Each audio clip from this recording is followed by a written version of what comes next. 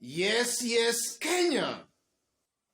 Tamu sana, yes.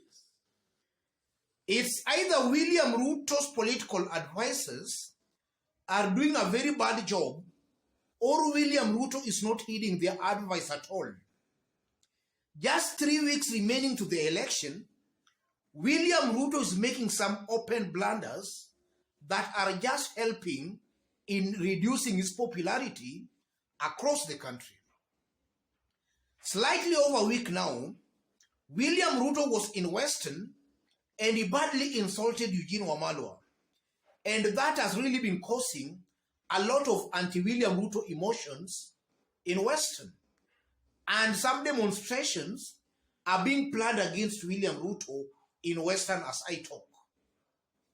Today, William Ruto was in Kitui County and he badly roasted himself again. Yes. So in this video, I want us to listen to William Ruto. After which, as usual, we are going to dig deep to see exactly what that portends and means politically.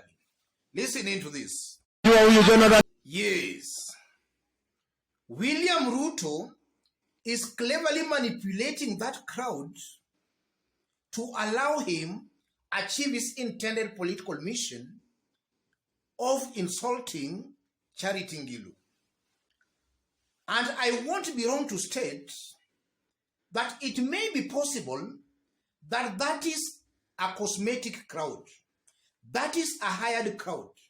A crowd William Ruto organized deliberately so that they could be asking him questions to enable him insult Charity Ngilu. It might have been a hired crowd, a paid crowd.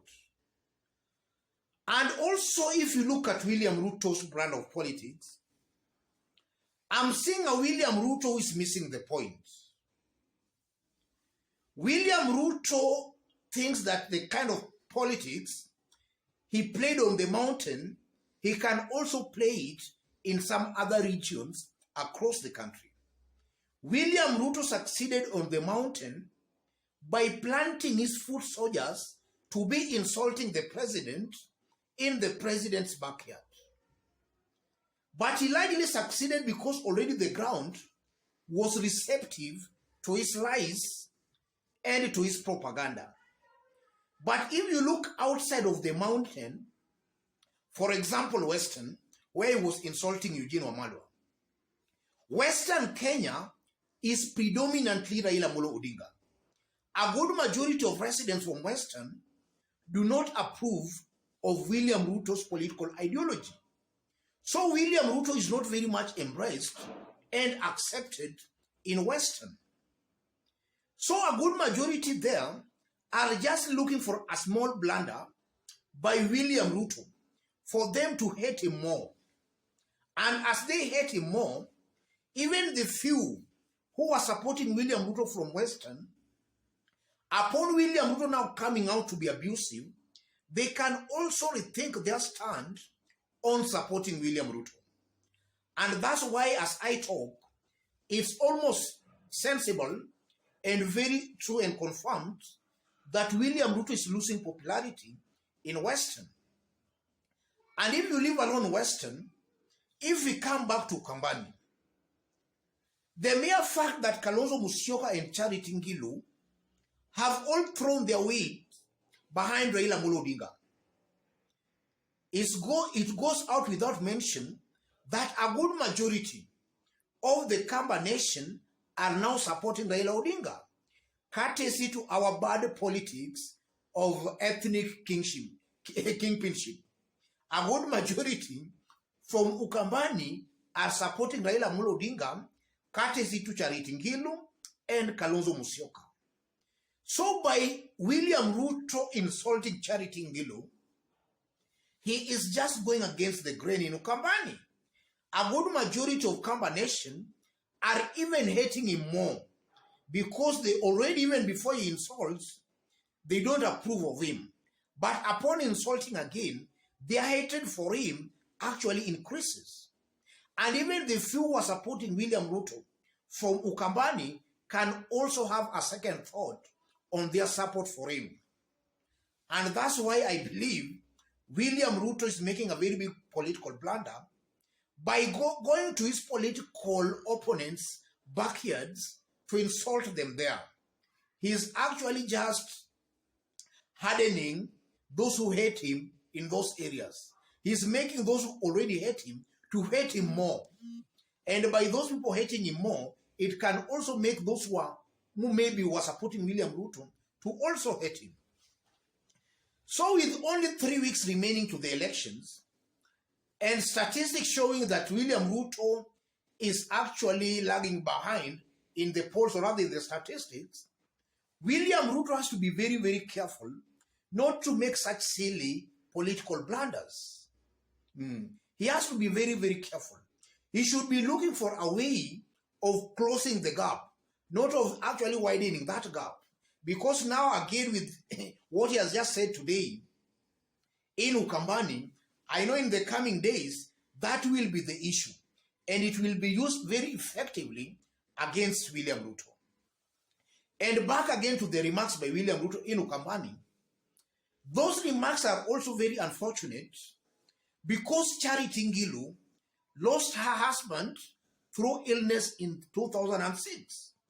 Since that time, Charity Ngilu has been single-handedly taking care of her 3 children. In fact, by Ruto insinuating that she is too old to be married, William Ruto is not only attacking Charity Ngilu, but William Ruto is attacking all widows in Kenya. And not only widows, she is also attacking single mothers in Kenya. And not only single mothers, William Ruto is also attacking the elderly, especially women in Kenya. So William Ruto is attacking all that category of individuals. And from where I sit, William Ruto in due course will actually reap what he's actually sowing. In fact, I won't be surprised, ladies and gentlemen, that if an opinion poll will be done maybe in the next 1 week, we'll most likely see a Raila Odinga who has widened his lead against William Ruto. And that is because of these silly and small blunders William Ruto is making.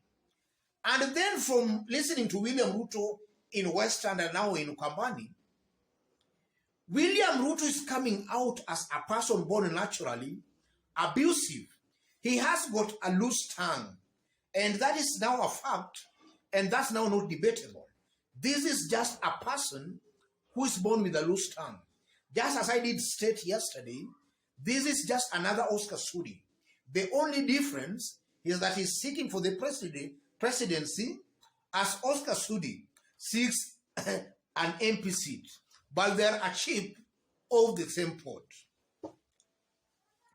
And now my appeal to the incoming government, assuming William Ruto is beaten, then the incoming government should make sure they put William Ruto squarely where he belongs.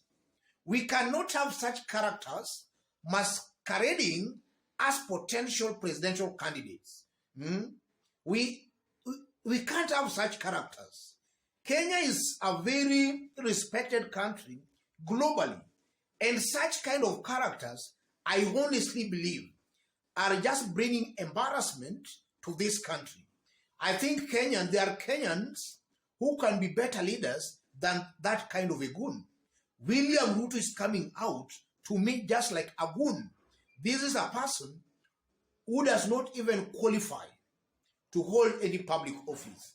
And because of those insults, ladies and gentlemen, I believe William Ruto has also dug his political grave deeper today in Ukambani.